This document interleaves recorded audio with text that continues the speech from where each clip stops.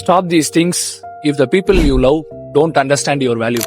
Sometimes உங்களுக்கு பிடிச்ச பர்சன்ட்ட நீங்க ரொம்ப அவைலபிளா இருப்பீங்க. அப்போ உங்களோட வேல்யூ அவங்களுக்கு தெரியாது. they only realize it after you gone. Okay, இது ரொம்ப ஹர்ட்டிங்கா தான் இருக்கும். நீங்க ஒரு பர்சனுக்கு உங்களோட ஃபுல் லவ்வ காமிச்சு அவங்களுக்கு லாயல்ட்டியா இருந்து அவங்களுக்கு நீங்க டைம் ஸ்பெண்ட் பண்ணி அப்போ அவைலபிளா இருந்து அவங்களுக்கு பிடிச்ச விஷயங்கள் எல்லாமே செஞ்சதுக்கு அப்புறமோ அவங்க உங்களை இக்னோர் பண்ணாலோ ஆர் உங்களை விட்டு போனாலோ உங்களுக்கு இப்படிதான் தோணும். நம்ம அவங்களுக்கு போதுமானாலோ நம்ம எதுவுமே பண்ணலையான்னு சொல்லி உங்களுக்குள்ளேயே ஒரு கொஸ்டின் வரும். நம்ம என்ன தப்பு பண்ணோம் அவங்க கிட்ட அப்படின்னு சொல்லி எல்லாருக்குமே அது தோன்றது காமன் தான். But listen carefully, their decision not decide your worth.